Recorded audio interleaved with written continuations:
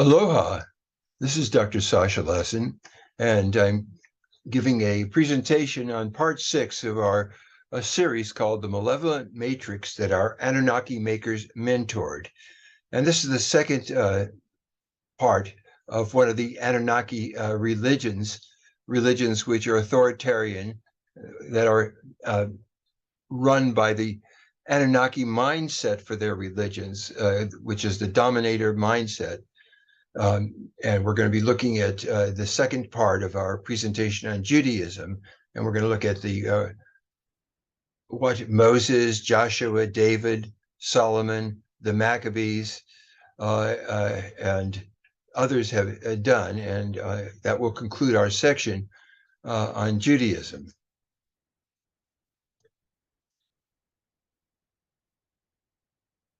So, what in essence we have with all of the dominator religions is these principles that rulers will do anything they have to do in order to run things, to reign. Everybody who's captured by the dominator mindset competes always. Men boss and squelch women, and winners rule over losers. That's the way this Anunnaki religions work. Now, of course, in any religion, there's always people that have real spiritual experiences despite this dominator mindset. And we'll look at that when we look at the opposite of dominator mindset later on in a future presentation on partnership mindset. But this is the dominator mindset that informs all the Anunnaki religions, where they have an authoritarian, some people are on top, other people are underneath, and you do what you're told. Now, what had happened, we had ended last time with how Joseph had risen from slave to the overseer of Egypt, and he helped prepare Egypt for the famine that he knew, because Enlil, the head Anunnaki commander on Earth, had told him there's going to be 7 bad years and then 7 good years, and he was right. And the Pharaoh appointed him to fix things, and he made places to store grain, and he welcomed the refugees, including his dad, and that's Jacob, who had the name Israel. That means he who fought an angel or an Anunnaki. And so the Israelites who came from Canaan were citizens of Egypt, and they were prospering. Then things started really getting chancy in the area. The whole Mediterranean, the Eastern Mediterranean, was overrun by what's called the Sea People. And these are Sardinians and Cilicians and Luwians. And they started beating everybody, and they menaced Egypt. And the Egyptians fought back, and they fighting back, they went all the way into Sumer, where they made life horrible for the kin of the Israelites who were in Egypt. So these Sea People are, you see, there was great disturbances too, earthquakes. The ancient kingdoms that had run the whole Eastern Mediterranean were totally overrun. But the last to stand against them, and this was a successful stand, was the Egyptians. But now the Egyptians were under the pharaohs from Thebes, who were beholden to Marduk, rather than the friendly people that had in Egypt who had chosen Joseph to run things. So these Sea People of the late Bronze Age posed a threat to Egypt, and the Egyptians, royalty, now feared, because they had fought all the way into Canaan, that the Canaanites, the people from Canaan, were going to become aligned with the Israelites and be a fifth column and sort of and overthrow them. And so things came down to a particular Egyptian prince. Now, he was on his father's side, as you can see from this chart here. He was a descendant of Abraham through Jacob, who was known as Israel. That's how he got the name Israelites. And you can see on the genealogy chart on the left, Moses is from the female side a Jew. He's a descendant of Abraham. But his father's side, he is a descendant of the royal 18th dynasty pharaohs. And the 18th dynasty pharaohs said any kid that was born of an Israelite should be killed. And that would include Moses too. Well, Moses' mother did not want him killed, so she floated him in a basket, so the story goes, down to where a queen, ultimately, Queen Hatshepsut, got the baby Moses, and she raised him, and so he wouldn't be killed. Well, as Moses grew up, he couldn't stand seeing what was happening to the Israelite people who had been reduced to slavery because the current Marduk's pharaohs thought they were going to turn against him because he had attacked Canaan when he was fighting the sea people.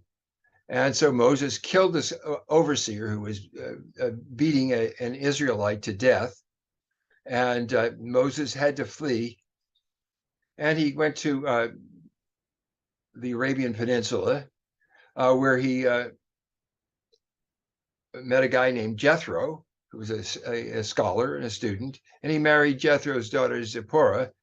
And at this time, he studied galactic writing, the writing that the Anunnaki themselves used for many years.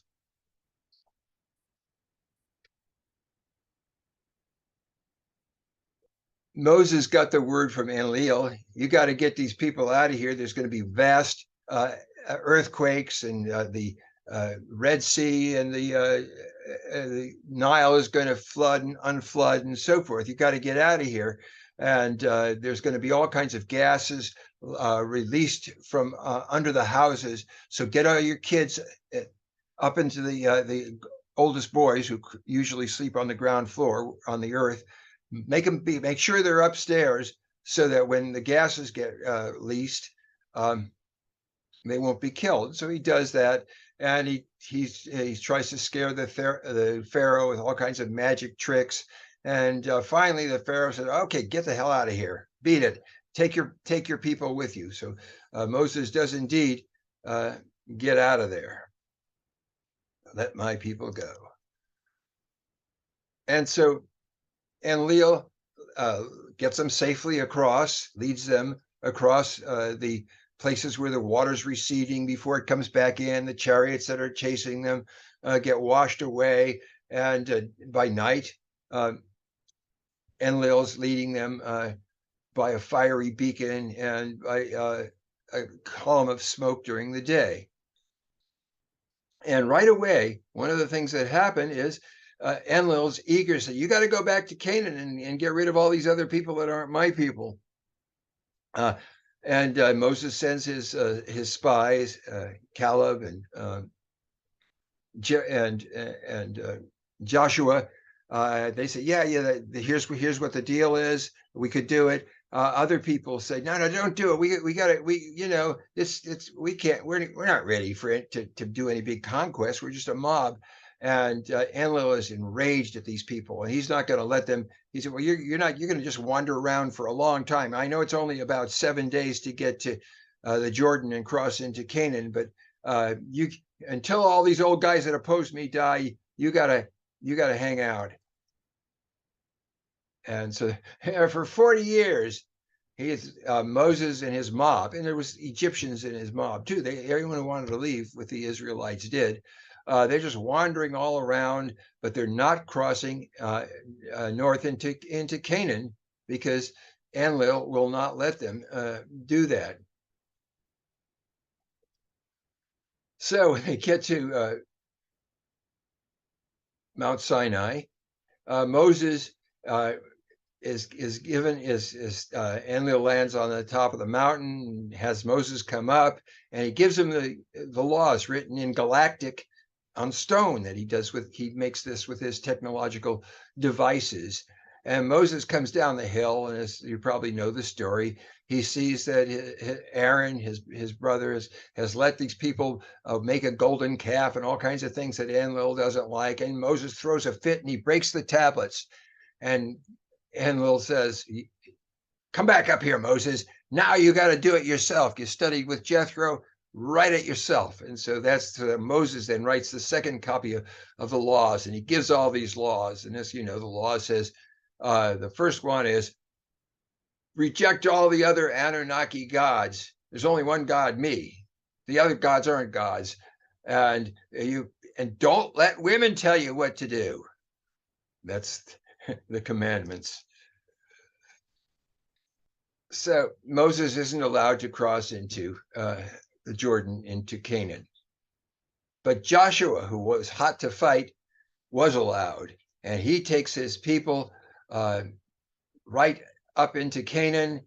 And the first place they come to is where the Anunnaki, who had bred with the Adapite women, were living in Jericho. And they had a great big wall, and it was really impregnable. And Moses and his mob didn't know how they were going to do it. And so Yahweh, Enlil, shows them how to use a certain kind of sonar technology, and them walls came tumbling down.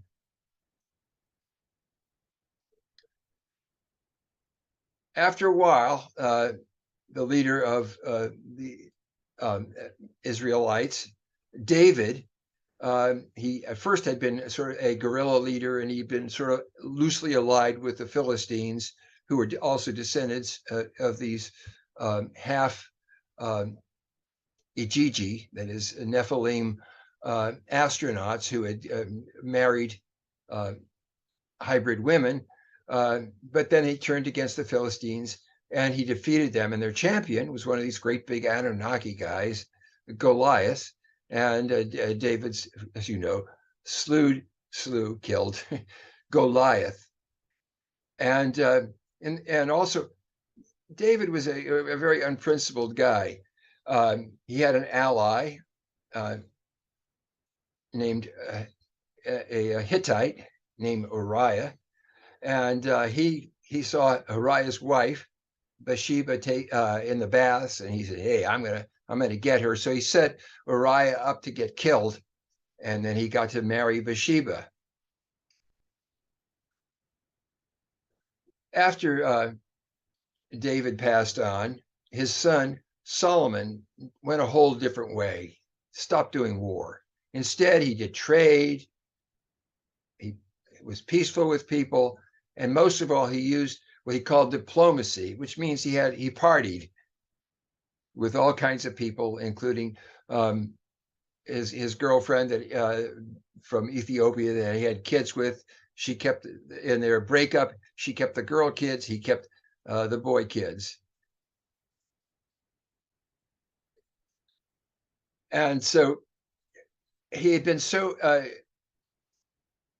Solomon had been so spending so much money that now that Solomon died, a lot of the people from Israel said, I'm not going anymore to stay with this regime. And they broke off and they formed a separate country. So you have Israel and Judah as two separate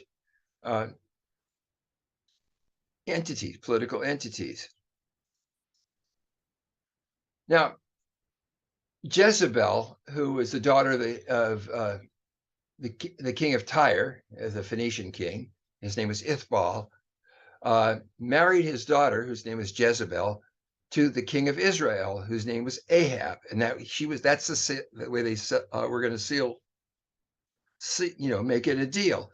And the idea was that Tyre was going to develop the Red Sea port of Etzion-Geber, and the Tyrian ships would trade along the coasts of Arabia, East Africa's coast, and all the way to India for spices and silk, and everything passing through Israel could get tolls and fees. And so it was a deal. They were both going to prosper by it. And Jezebel came with a huge following as part of her dowry. She had servants, traders.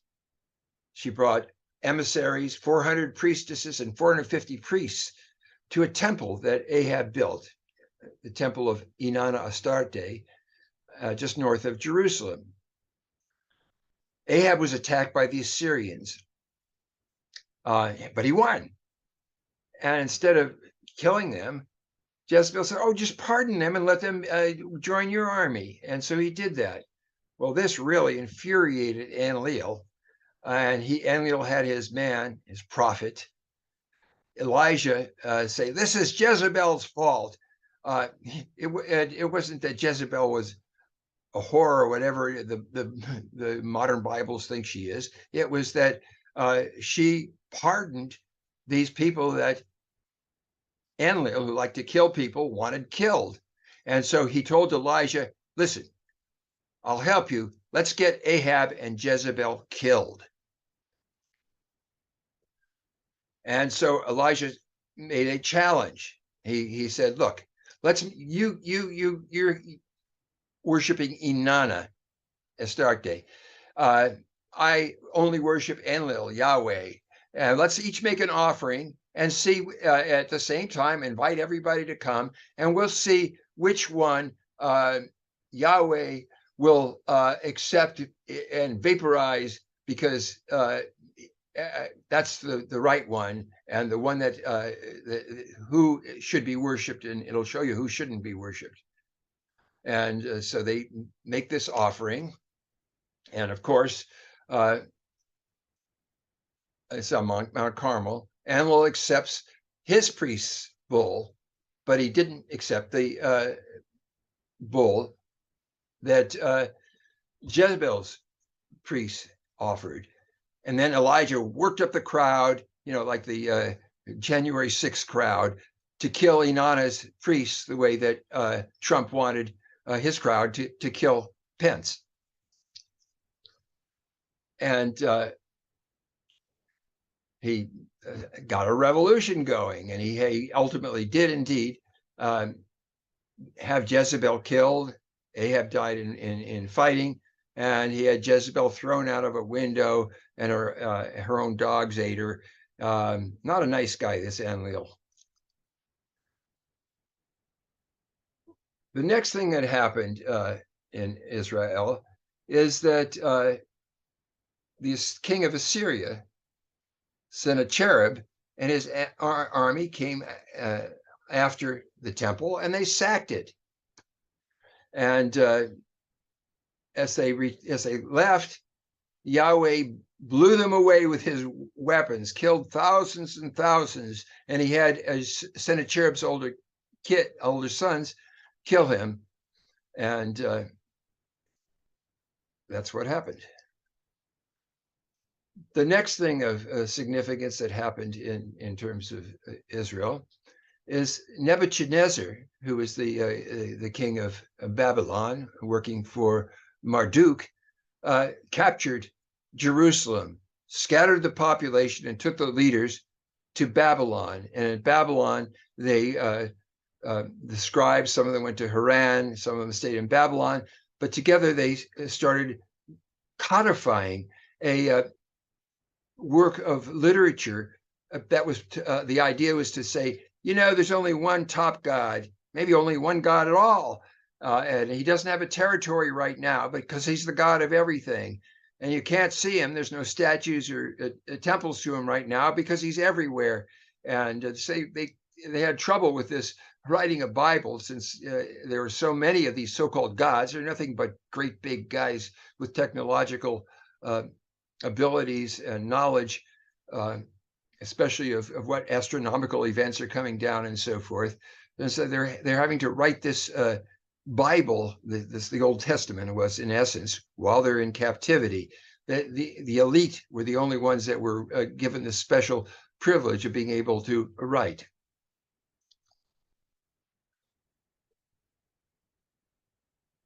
But again, it's about something new.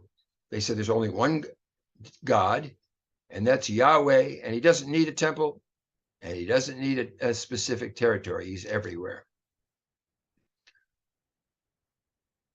They were all fused into this idea that there's just one God, and that's Yahweh, or Enlil. Well, a Persian, Cyrus, allied himself with Marduk in Babylon, and he sent the Israeli elite back to Jerusalem. And here they came with all the stuff they wrote, and they're getting to go back and be where they want to be. Now, the next thing that happened of significance in terms of Judaism, in 331, Alexander the Great, who had just gotten through conquering the world all the way up to the Ganges, the whole Eastern Mediterranean area, he was convinced that his father was Marduk, and Marduk was calling himself Zeus then in Greece, in Macedon. And but the first thing Marduk did when he got to Egypt is he took just some of his close friends and went to Siwa, where there was a temple to Marduk, and found out. And the priest there said, he climbed up in this little statue and spoke through it and said, "Yes, you are the son of Zeus," meaning Marduk. And so Alexander then imposed this Mycenaean Greek religion on the Egyptians, the Assyrians, and on Jerusalem's Jews. This is basically imposing Marduk, and who's now being called Zeus by the Greeks. And then when Alexander died, his generals divided up everything, and Ptolemy, one of his generals, and then succeeded by Seleucid, ruled Assyria. And they took over Jerusalem. And basically, they started requiring offerings to Zeus, to Marduk. And finally, one of the priests, Matthias Maccabeus, I said, "I had enough of this," and he killed a Greek official that was trying to impose this stuff. Well, this got all of Matthias's sons organized, and they fought off the Greeks. And for 80 years, they had an independent Israel and independent Jerusalem. And this they won complete control of, and Jews were independent from 160 BCE on. The next thing, of course, that happened is that the Greeks were supplanted by the Romans. And here, the Jews who were zealots, who said, "We don't want to be under anybody," and they made war on Rome. Well, Rome got more and more in the face of Jerusalem Jews. Pompey invaded the temple, and ultimately there was this huge war where the zealots were defeated, and at a great cost of slaughter by Roman troops, by the zealots. And the Romans who wind up being the emperors were descended from these people, Titus, who had subdued the Jews in Jerusalem. And their claim to legitimacy as the emperors of Rome was that they had defeated these Jews who were really just a backwoods province to the Romans. The Romans took Jerusalem and burned Enlil's temple in 70 BCE. They looted the temple. They subdued them several times, and finally they appointed a Roman to run things from Assyria. And that's the basis of anti-Semitism. It's basically a hatred that they kept alive to justify the Vespasian dynasty, and Rome deliberately perpetrated the hate of of Jews that's still going on today through Hitler and Trump and so forth. Some of the Jews had scattered all over the place, and one of the places that they found refuge was among the Khazars in the Caucasus Mountains. And this is a mixture of people. They were ruled by Marduk, and he had a lot of red-haired, blue-eyed men, and they beat the Armenians, who were Muslims, and the Armenians in Azerbaijan. And later on, they married into the descendants of Mary Magdalene and Jesus in France. So this sort of concludes all I want to talk to you about this particular Anunnaki religion, which is the extreme form of Judaism that we found in these days. Stay tuned for the next show, and we will go on to look at some other religions, namely Christianity and Islam, other Anunnaki authoritarian religions that basically say obey and be opposed to all other religions. Thanks for listening. If you want to find out more about the Anunnaki, the evidence, timeline, who's who, references, and all that, do look at enkispeaks.com. And thank you so much.